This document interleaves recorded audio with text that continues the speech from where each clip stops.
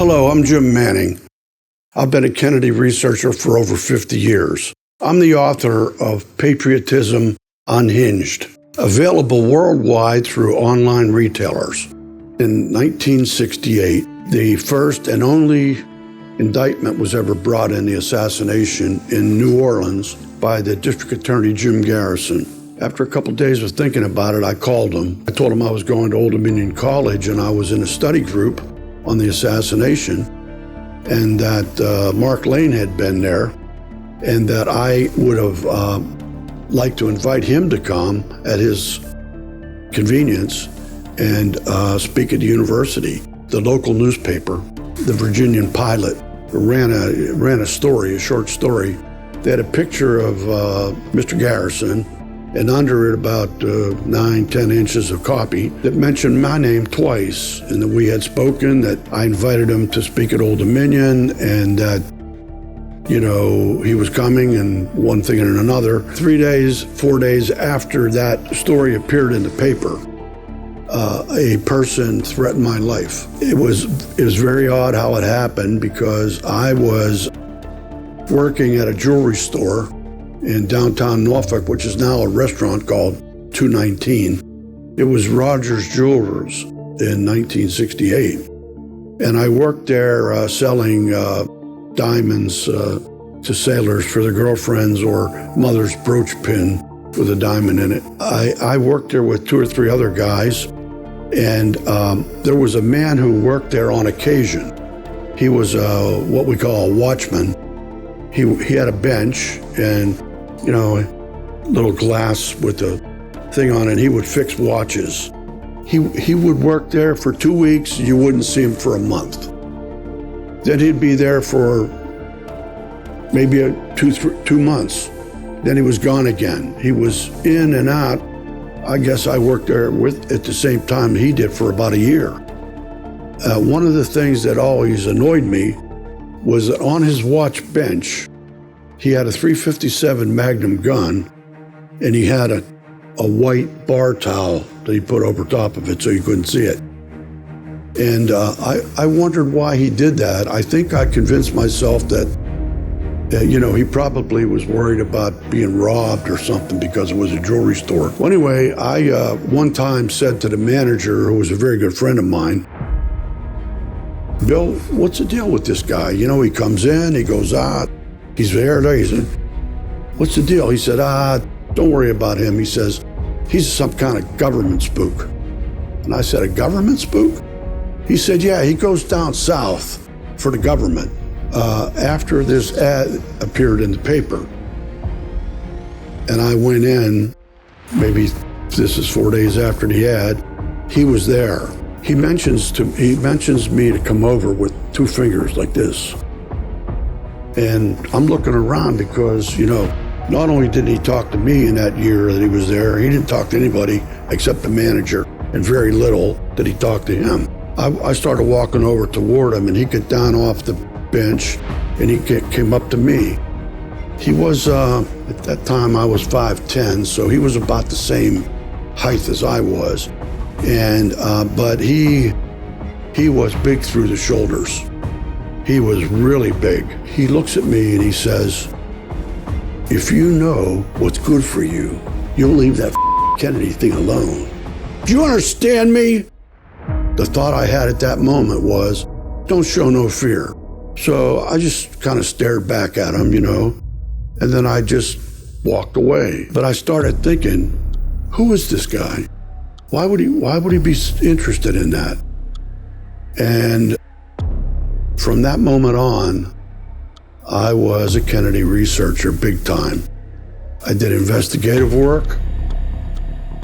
I took a job with a law book publishing company out of New York, and I was very successful at it.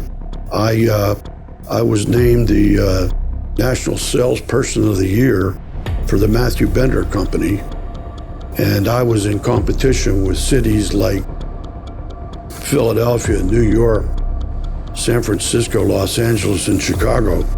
And almost every month I was in the top 5, Norfolk, Virginia.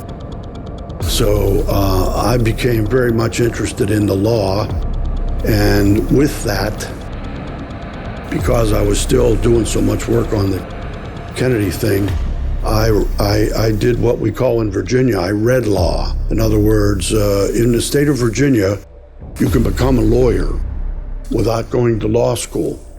You apply to the Virginia Bar Association, and if you're accepted, you spend a number of hours each week in a law firm, and you do your studying there with them. I completed the program, and I was eligible to sit for the bar exam. I was making quite a bit of money by doing private investigative work for the lawyers who bought the books from me. I turned some pretty big cases for them. So you can see how I developed a tremendous interest in the case, looking for this gentleman. He disappeared out of the area. My research showed that he was from a family called the Sansone family, who had a fruit and vegetable market in the stand outside. They were one of two people in downtown Norfolk who had a stand like that. The other family was the Fiorini family. That was something that made me think, because Mr. Fiorini changed his name to Sturgis. So I was able to determine that Sturgis and Sansone were friends, very good friends. They worked together at the Naval Air Rework Facility, and they both liked flying. Mr. Sturgis was a Norfolk police officer for about 6 months. And then he went to the chief and told him that he saw some underhanded stuff going on by the police, graft and that sort of thing. And the chief showed no interest in it, so he quit. He then became a bouncer along Granby Street, where there was one bar after another. He eventually owned one bar, and that bar was frequented by Cuban seamen who came in on ships, and it's called ship chandler, like a ship chandler. He did that in Norfolk for, I guess, probably until the late 50s, whenever he joined the CIA. They sent him to Cuba to help Castro, because he was a real military guy. So you can see why I had so much interest. I later found out another researcher, Ed Tatro from Boston area, knew that I was looking for him, and so he started trying to find him. And he called me one day and he said, "I've got your boy." And he told me to go to A.J. Weberman's book, the unauthorized biography of Frank Sturgis. He said, but on about page 126, it mentions that Sturgis is in Florida talking with a CIA man and a fellow that owns a small airline. And when the discussion was over, they were going to lunch and asked him to join them. And he said, "No, I'm going across the street. I'm going to have lunch with my best friend, Antonio Sansone, who was a Cuban pilot." So the guy that threatened my life, and I took it to be real, was a CIA contract agent and a pilot, and probably was involved in the Bay of Pigs and whatever else.